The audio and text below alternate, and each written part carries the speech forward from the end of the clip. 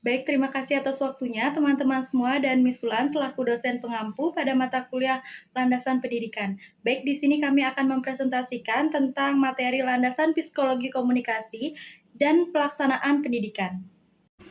Baik, sebelum mulai presentasi, di sini izinkan kami untuk memperkenalkan diri terlebih dahulu. Perkenalkan, nama saya Putrianta Julasini dengan akhiran NIM 21 dan rekan saya Nikade Heliana Widiari dengan akhiran NIM 13 dan Niputuswira Mahayani dengan akhiran NIM 24 dan Kadek Rina Dwi Pariasi dengan akhiran NIM 16 dan juga ada rekan saya yang terakhir yaitu Triana Adisa Putri dengan akhiran NIM 36. Baik, adapun rumusan masalah yang akan kami bahas yaitu yang pertama, definisi psikologi komunikasi dalam pelaksanaan pendidikan. Yang kedua yaitu ada ruang lingkup psikologi komunikasi. Yang ketiga ada pendekatan psikologi komunikasi. Yang keempat ada pola komunikasi dalam pendidikan. Yang kelima ada tujuan dari landasan psikologi komunikasi pendidikan. Yang keenam ada ciri-ciri dari landasan psikologi komunikasi pendidikan. Yang terakhir atau yang ketujuh ada contoh fenomena dari landasan psikologi komunikasi dalam pendidikan. Baik, di sini saya akan menjelaskan rumusan masalah yang pertama yaitu tentang definisi psikologi komunikasi dalam pelaksanaan pendidikan. Landasan psikologi komunikasi dalam pendidikan merupakan dasar yang penting untuk memahami proses belajar mengajar yang efektif.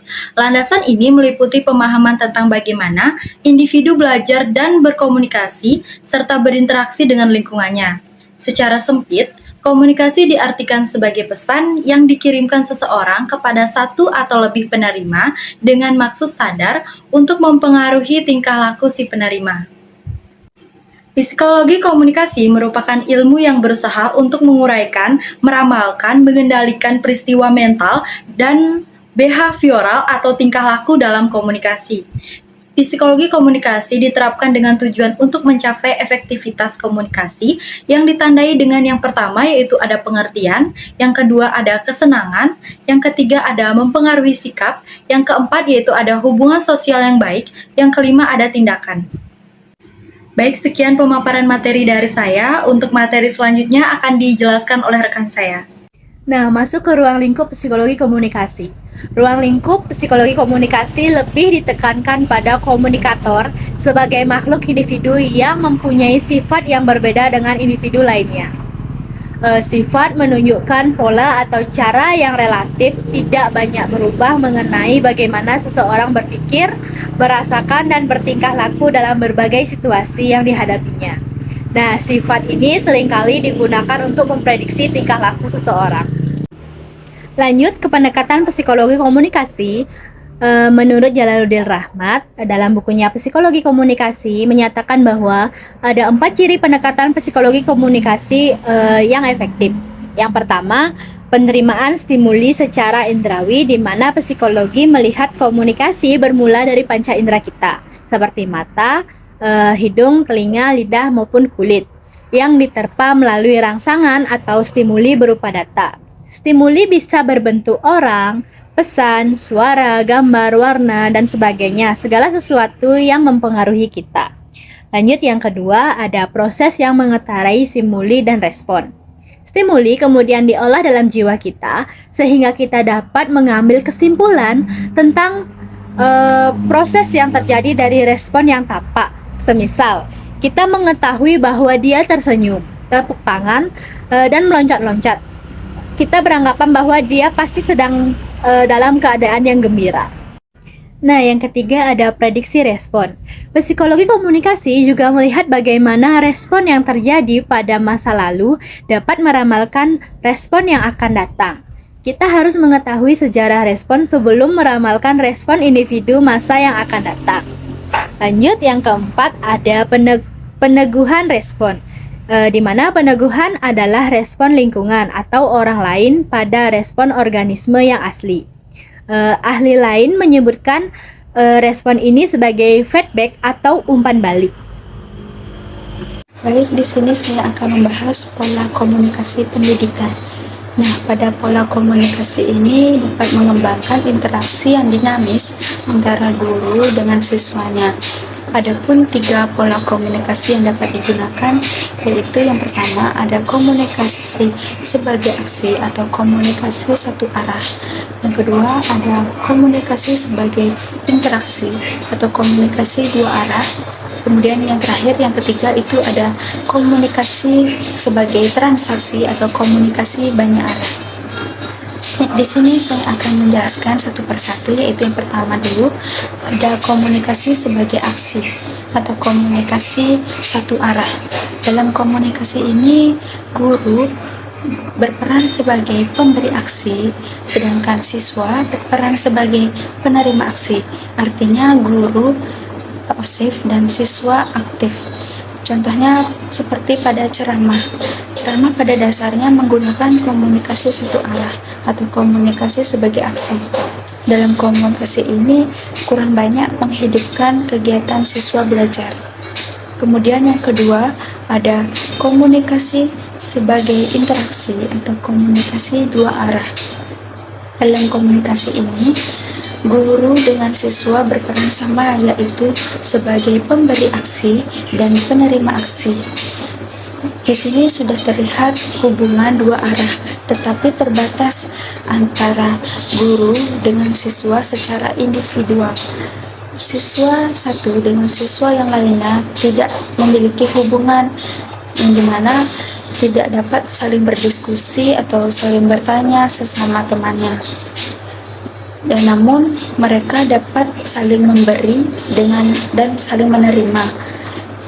Nah, jadi pada pola komunikasi ini lebih baik daripada komunikasi yang pertama karena kegiatan siswa dengan kegiatan guru relatif sama. Dan yang ketiga yaitu ada komunikasi sebagai transaksi atau komunikasi banyak arah, di mana komunikasi ini tidak hanya melibatkan interaksi yang dinamis antara guru dengan siswa saja, tetapi juga melibatkan interaksi yang dinamis antara siswa yang satu dengan siswa yang lainnya. Nah, dalam proses belajar mengajar dengan menggunakan pola komunikasi ini dapat mengarah pada proses pengajaran yang dapat mengembangkan kegiatan siswa secara optimal sehingga dapat menumbuhkan siswa belajar secara aktif.